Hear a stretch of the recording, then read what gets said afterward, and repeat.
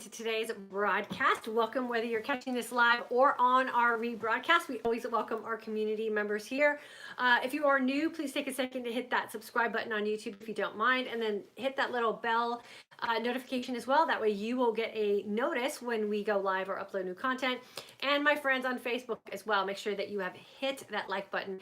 I think some of you are not being notified on Facebook when we go live, and that could just be the difference between you following the page or liking the page. So always take a second to hit that like button. Today we are going to be talking about Alzheimer's. I promised that I would continue this discussion, and my goal is to continue this discussion for the entire month of December. Today we are going to be talking about 5 lifestyle changes to help us prevent Alzheimer's. Now I'm going to give you 5 things. I'm going to list them off quickly in the beginning, and then we are going to have a discussion about them. But these 5 things are really showing to be key action items that we can create in our lifestyle to really offset some of the signs and signals of Alzheimer's disease if you're already feeling some of those things, or help prevent them from happening. I'm going to keep these very basic today because I want an opportunity for everyone to be able to exercise their right to start implementing these very simple things. So these are not things that are going to be cost inhibitive to anyone, or even lifestyle inhibitive. These are all things that we can start implementing today, just being aware of the fact that they can offer us some of those preventative measures against Alzheimer's. So the 5 steps really quickly, or the 5 lifestyle changes, are improving your cardiovascular health through aerobic exercise, improve your sleep quality. The best way to do that is with monitoring your sleep quality. Building up our cognitive reserves. I'm going to talk about that a little bit more when we get into our discussion. 4 is implementing an intermittent fasting lifestyle. We know that we encourage that here in this community, and so many of us are already feeling and seeing the effects of that. And then 5 is incorporating more of a Mediterranean type of nutritional lifestyle, as opposed to the Western nutritional lifestyle that a lot of us think about when we're talking about a higher fat lifestyle. And again, I'll elaborate a little bit more on that when we are in our discussion. So let's talk a little bit more about Alzheimer's, and then we're going to go into, and I'm going to kind of weed in some of these lifestyle changes and how they can benefit us if we are trying to really do some offsetting or preventative measures. So we as a society are either going to, as individuals, end up with Alzheimer's, or we're going to end up being a caretaker for someone who does. That's how rampant this disease is becoming in our society. So you are going to be touched in some way with this disease, whether it's personally and individually as you, as the person who's suffering from it, or you will be affected in maybe a more distant type of way, because you're going to either care for someone in a loving and supportive way, or you're going to physically be the caretaker of someone who is suffering from Alzheimer's. So we are all affected in some way, shape, or form, and I can't emphasize the importance of that enough. Just because we have maybe dodged the bullet doesn't necessarily mean that we have dodged the effects of Alzheimer's and what it has on not only us as individuals, but the people that we care for as well. So how can we change some of the statistics and some of these signs and signals about Alzheimer's? I truly believe, again, I am not a doctor, but all the research that I am doing and all of the experts that I'm listening to really do all point in the same direction of, we have the opportunity, when we are living a conscious lifestyle about the choices that we are making, we have the opportunity to be in control of our destiny health-wise. So the earlier we start implementing some of these lifestyle changes, the better our odds are going to be with fighting off something like Alzheimer's. So let's talk about the first line of defense, the very simple everyday things that we can do with a decision that we are going to make today to start doing the preventative things against Alzheimer's. So for most of us, like I said, we talk very openly in this community. We've already noticed some things that are changing with our memory, or maybe even just our cognitive abilities. And that really does start happening at the age of 40. We have what are called amyloid plaques that start depositing themselves in our brain, and that is really where the brain disorder starts happening. This buildup and this plaque deposit starts at the age or around the age of 40, and depending on how you're progressing through your life with some of these lifestyle things that we're going to talk about today will really determine what that plaque damage will end up being for you. But it starts happening for us around our 40s, and we don't start feeling the really obvious effects of that until 15 to 20 years later. So let's do the math really quickly on that. Most of us here in this community are at that 15 to 20 years later point in our life, which is why we should be concerned about this and why we should be very serious about some of these lifestyle changes that we can implement today. So inflammation and cellular destruction start setting in and clearing away our brain synapses. And this is really where that damage starts happening to our brain. Mid-stage Alzheimer's is where we have the massive inflammation and cell death. Again, in this community, we talk about the benefits of intermittent fasting, how intermittent fasting has the opportunity to be the tool that we can use to create cell rejuvenation. So when we're in that fasted state, we're dipping into those even early stages of autophagy. If there's not a whole lot of healing that has to go on anymore, and your lifestyle is to intermittent fast and feast well through time and consistency, then your body has the opportunity in that fasted state through autophagy to really get in and fight off a lot of that damage, eat away at those damaged cells, and then recirculate new cells into our system. This is why time and consistency with this lifestyle is really important for all of this disease reversal, or what we're talking about today, Alzheimer's prevention, can really benefit us. Being in a fasted state allows our body to heal itself of the damage that is happening. A lot of us have also noticed some very positive effects of inflammation reduction. Oftentimes, the very first thing that we notice is that immediate weight loss that we see when we make positive lifestyle changes. That is the inflammation leaving our body. One of the big feedbacks we get in the very first week of our online course is the fog in our brain has lifted. It's not a surprise that you're losing that body fluid, that you're losing that inflammation, and your brain is feeling like it's starting to heal. Those are all positive signs of inflammation leaving our body. We have to take that as a stage of healing. And for us who are fighting off Alzheimer's or afraid that we're going to get Alzheimer's, you have to pay attention to those signs and signals. Those are all positive signs that we are reducing the inflammation in our brain as well. This is why I really emphasize that creating this lifestyle for ourselves really has to be the internal healing aspect. Your why for implementing these positive changes in your life should be, how is it going to internally heal my body so that I can reap the benefits of the external changes as well? When we lead with lifestyle changes that are solely based on how we look on the outside, and we neglect to pay attention to the healing that's going on the inside, we really do miss these positive opportunities to create these lifelong health benefiting changes that we're all seeking to be able to grasp. Okay, so I want to make note of something really quickly. There is a difference, because we talk about a lot of the memory loss here. There's a big difference between memory loss, like, oh my gosh, I forgot where I put something, meaning like I'm not paying attention because I'm distracted and I'm super busy, or my kid's yelling at me, or whatever it is, forgetting where you put something or forgetting what you did, versus behavioral changes that are also connected with memory loss. So I have been cold busted leaving my phone in the refrigerator with a video playing, and I have zero recollection of that. That is a sign of brain disorder damage that could be due or preceding Alzheimer's down the road for me. My phone doesn't belong in the refrigerator. I have no recollection of it, and I was watching something on my phone when I put it in there. That is a clear brain fog, absent-mindedness. That is a sign and signal that I really need to be paying attention to.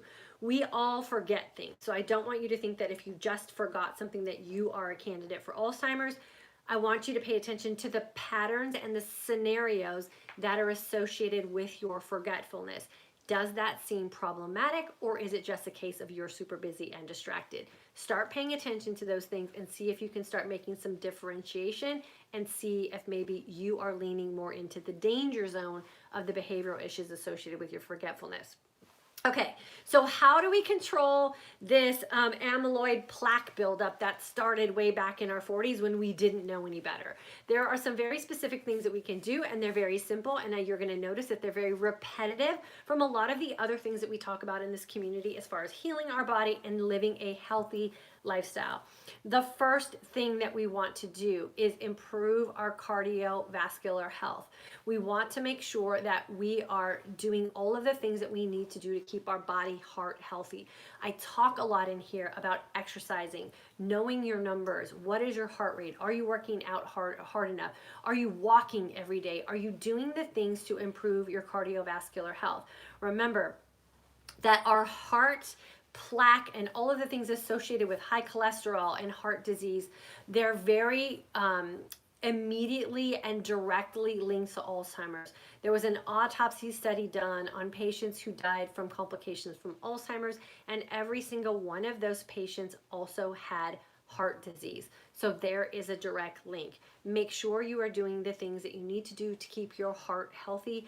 Cardiovascular or aerobic type exercise is definitely one of those things that is going to not only benefit our heart, but there are also studies being done to show that aerobic type of activity also creates blood circulation back up into your brain.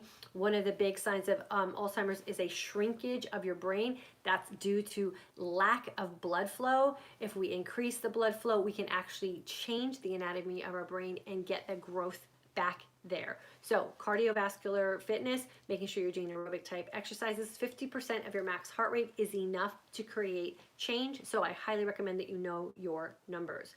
Sleep is another one of those key areas that we take for granted until something goes wrong. So let's start focusing on the amount and quality of sleep that we're getting as well. A lot of us in this community at one point were suffering from things like insomnia or the inability to get a full night's sleep. What we know through magnesium supplementation and really watching our blood glucose levels, that we are actually getting back to good quality sleep. I personally monitor my sleep with a sleep monitor, and I make sure that I'm not only getting the right amount of sleep in hours, but the right kind of sleep as well. So what you want to shoot for is making sure that you're getting deep and quality sleep during your sleep sessions. The best way to do that is with some sort of sleep monitor. There are all kinds of them out today. I use an Apple Watch. I use an app called Auto Sleep, and occasionally I just throw my watch on and I monitor my sleep through the night. You don't have to do this on an everyday basis, but you want to make sure that continuously checking your sleep on like a 1 or 2 nights a month and just making sure that you're able to capture some deep or quality sleep will show that you are actually getting the kind of sleep that you need to help your brain stay healthy. When we are in this deep type of sleep, our brain actually has the opportunity to clear out some of this plaque damage and rejuvenate itself. So sleep is so important for our brain health. I've already talked about cardiovascular health, and I've already talked about aerobic exercise. The other things that we want to do, so I talked about cardiovascular, improve sleep. We want to build up our cognitive reserves. So what are our cognitive reserves? Our cognitive reserves are the synapses in our brain. We can regenerate those synapses, and that is really where we're going to keep our brain at its healthiest. Some things that we can do to build up those cognitive reserves in our brain are exercising your brain in a way in which it's actually going to grow. So at a certain point in our life, we become sedentary. And oftentimes with becoming sedentary, we also become lazy learners. With the readily available access to scrolling technology and watching television and streaming things, we don't always put our brain in a capacity of having to work to learn. It's the same thing that happens to us with our hunger hormones and the things that we do with becoming sedentary with exercise. There is some truth to the concept that if you don't use it, you will lose it. So let's not lose our brain. Some very specific things that you can do to keep those cognitive reserves intact are to learn new things. Michael and I are habitual Jeopardy watchers, and we competitively play the game with each other. We really want to beat each other out in that game. It creates a memory recall for us. We have to think on our feet, and we have to take thoughts from our brain and actually get them out of our mouth. That is a great opportunity to build up those cognitive reserves. Making sure that you are doing things like seeking out ways to learn, whether that's taking an online course or learning a new language or making new friends, finding new social outlets where you have to communicate with people and remember their names, the places, and what your conversation was about. Those very simple lifestyle things or life habit things can actually help keep your brain healthy. I think sometimes we take those for granted, and we really need to seek out opportunities to make sure that we have them purposely placed in our life. Playing board games with your grandkids, reading books as opposed to listening to books. I know so many of us are busy, and oftentimes listening to books is a great way to multitask. But are you really requiring your brain to think and have that window of opportunity to learn if you're not physically reading something? So maybe mix in some hardcover books along with some of your audiobooks and see if you can get that exercise in for your brain as well. And then we also want to make sure that we are practicing our intermittent fasting. I said this in the beginning. Intermittent fasting is the best opportunity for self-healing. We know in a state of autophagy that your body actually goes in and eats away damaged and dead cell particles and then recirculates healthy cells back into your DNA. We need to take advantage of this self-cleaning opportunity, and we know through the healing that has gone on here in this community with just consistent 20-hour clean fast, you do not have to take anything to the extreme. Consistently fast over time, and you will see and feel the healing benefits of that as well. And then the last thing that we can do is establish a higher fat, moderate to low protein, and a conscious carbohydrate lifestyle. This is referred to in a lot of different ways. I'm going to refer to what I found in the research that I'm doing, and that is the Mediterranean nutritional lifestyle, where the fats that you are getting are healthy, naturally occurring fats in your diet. Oftentimes when we refer to things like the ketogenic diet, that leaves too many options open for us to get fat in our diet. We can get fat in any way possible. All we want to do is get as much fat as possible. What we're finding, especially for our brain health, that the type of fat that we are incorporating into our nutritional lifestyle matters. We want to make sure that we have healthy, naturally occurring fats in our diet in the form of avocados, oils, nuts, seeds, those type of fats. Making sure that we are eating moderate to low amounts of protein, because we also know that a lack of a protein is not good for us as well. And then conscious carbohydrates, making sure that the carbohydrates that we are consuming are the kind of carbohydrates that are going to actually keep us healthy, heart healthy, brain healthy, and gut healthy. I hope this helps you feel a little bit more confident about where we are going with these statistics with Alzheimer's. We have the power to change what it is we're fearing in our future. Being afraid of something happening and not taking action when you have knowledge is a scary way to live your life.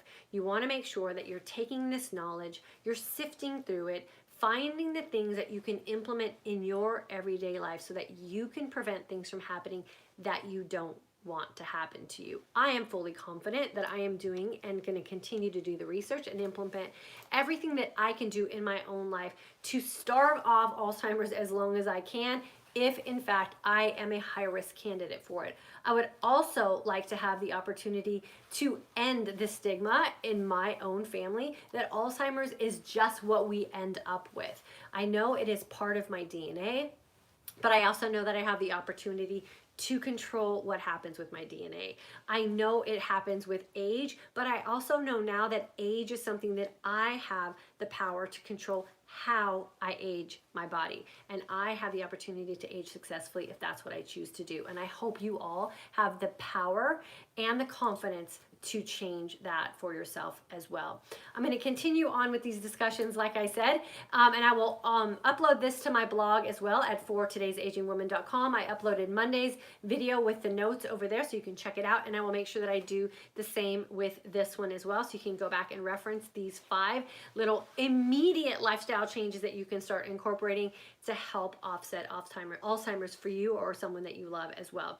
And then for those of you who are wanting to get started with intermittent fasting and changing the nutritional lifestyle that you live by, remember our course for December starts this weekend. We'll be sending emails out today as a reminder that registration will close on Friday. Get in the class. That is the first step for lifestyle changes that will really help you offset some of these aging diseases that we are trying to desperately avoid happening to us, and have the power to do so with a little bit of education and experience. So I'm going to go ahead and go in and welcome everyone who's here today. I'll start on Facebook today, and then I'll jump over to YouTube. Amy is here, of course. Girlfriend, love having you as well. Teresa, good to have you with us, my friend.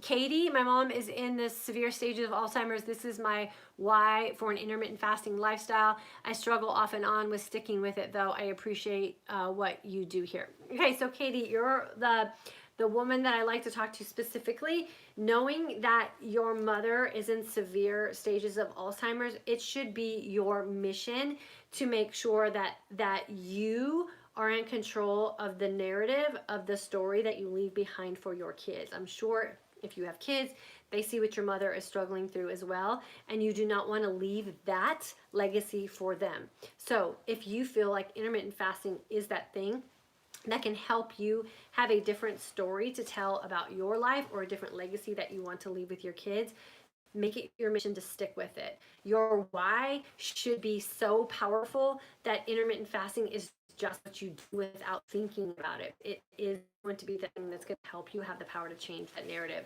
And I hope that this is hitting home with you for sure.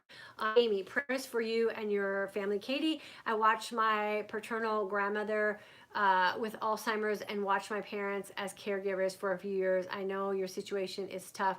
I wish you the best with your IF and for your being well. Yeah, Amy, that's great.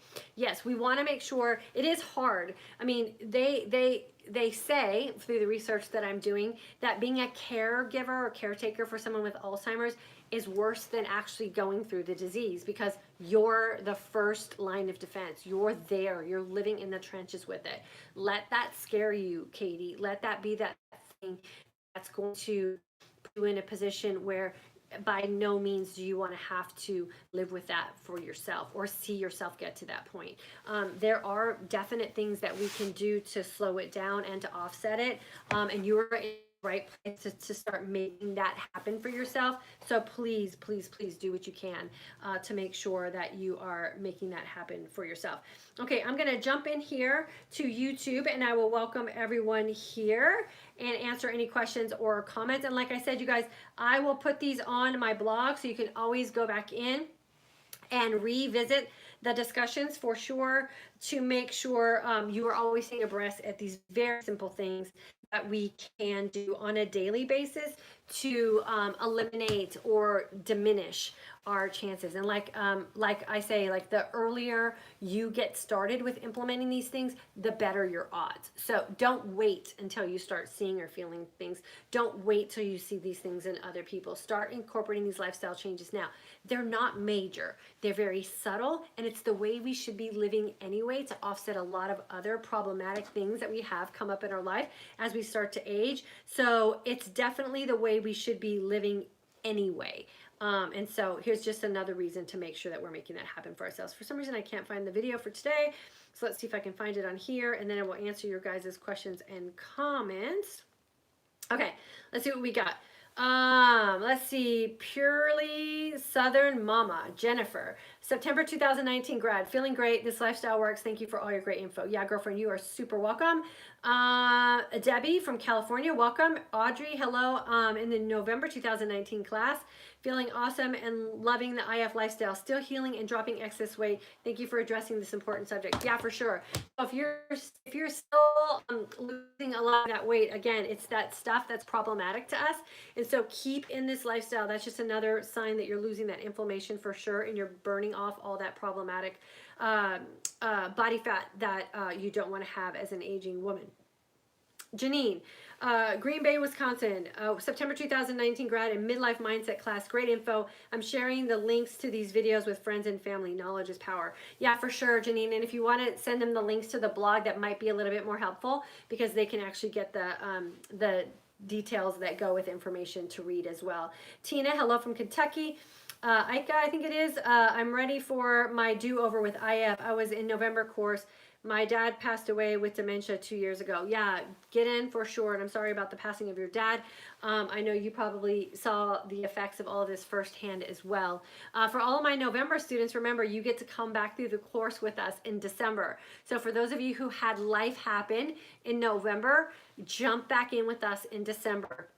It's time for you to practice that timing consistency. Remember, with any habit that we're trying to create a lifestyle around, time and consistency with a like-minded community are the three things that we need to incorporate to make this stick. I have been able to do this for the past 4 years in part because of you, because you show up here and you expect me to model this lifestyle for you. You guys are a big blessing to me as well. So I will live this lifestyle forever because I have to prove to myself, and I want to be here for all of you to prove this works, and it's a great way to live our lives. I am the happiest I've been in a very, very long time as an aging woman, and I credit that to being in control of my own life, being in control of my own destiny, and finally being in a position where I can make choices for myself and not be so dependent on other people to tell me what's good for me. I know what's good for me, and now I'm exercising that right as well, and I hope you guys are doing the same thing. And then Jen, love, love, love IF. Thank you so much. Off topic, but have a quick question about your morning keto drink before you work out. Does that break our fast? Okay, so anything that's a pre-workout does break a clean fast for sure. Creamer in our coffee, stevia, for a lot of people, all of those things are considered breaking a clean fast. When you incorporate fitness or exercise, remember that's enhancing what you're going to do in your fasted state. I have tested myself when I have a pre-workout formula and I work out, I am able to get myself back into a fasted state, meaning I have ketones present in my system. So I'm low glucose, high ketones, fat burning, autophagy, all of that stuff within a couple hours of my workout. So using a pre-workout in conjunction with a workout where you're going to burn off stored glycogen and glucose used as energy and get into that fat burning state, and then consistently living an intermittent fasting in a keto like lifestyle, mindful of what you're doing in your nutrition window, you can stay within a healing or ketogenic state very simply. The idea of healing our body is not that we have to be in a fasted state every single second. Once you're healed and you're no longer insulin resistant and your body's not firing off radically because it doesn't know what's going on and your systems are working properly, you have the freedom and flexibility to start incorporating some things, knowing that a workout is going to get you back into your fasted state. So I know that was probably a long answer, but I always feel like I have to be very specific about that so that the women who are new to this or who aren't quite healed yet understand that breaking a fast like that when you're still battling sugar diseases will be problematic to you and will also delay the results that you're hoping for. So you have to be careful about when we do for sure. Katie, you are super welcome, girlfriend, and keep us posted. We are here for you to help you in any way we can. Okay, so that was it. Not too many comments today. This is a hot topic right now in our society. I don't know if it's just because I'm researching it and it seems to be that information is everywhere, or in fact, it's a hot topic.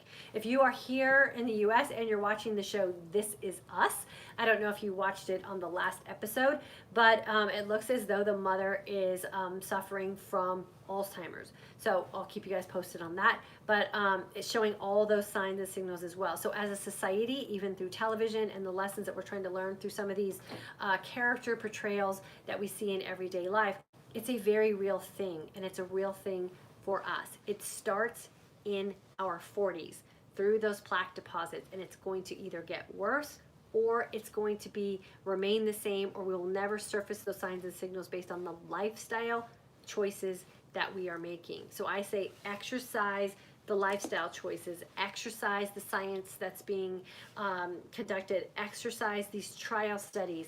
I always say, when in doubt, consider yourself someone who's being put through a scientific study.